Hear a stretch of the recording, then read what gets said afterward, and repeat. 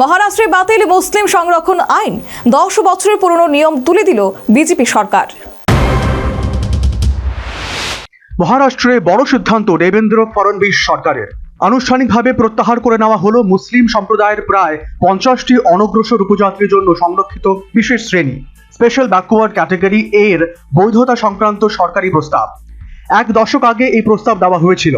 এদের এটি প্রত্যাহার করে নেওয়ার ফলে মহারাষ্ট্রে শিক্ষাক্ষেত্রে মুসলিমদের সংরক্ষণের শেষ প্রশাসনিক পথটিও কার্যত বন্ধ হয়ে গেল।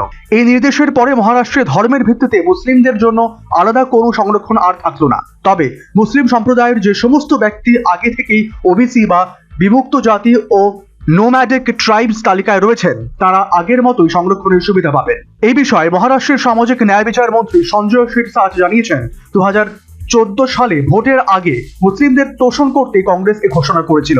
সঠিক প্রশাসনিক পদ্ধতি মানা হয়নি, তাই এটি বাতিল করা হলো।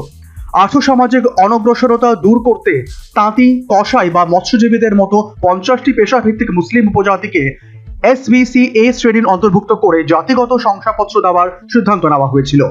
2008 সালে গঠিত মেহমুদ উর রহমান কমিটির রিপোর্টের ভিত্তিতে 2014 সালে তৎকালীন কংগ্রেস এনসিপি জোট সরকার মুসলিমদের জন্য সরকারি চাকরি এবং সরকারি শিক্ষা প্রতিষ্ঠানে 5% সংরক্ষণের বিষয়ে একটি অর্ডিন্যান্স জারি করেছিল।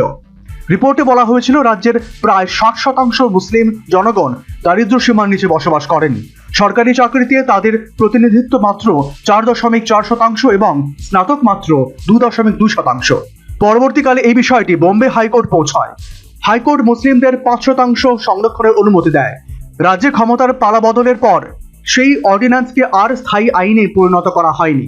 2014 সালের ডিসেম্বরেই অর্ডিন্যান্সটির আইনি মেয়াদ শেষ হয়।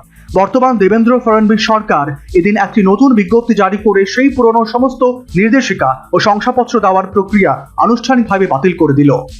National bureau report, news vanguard.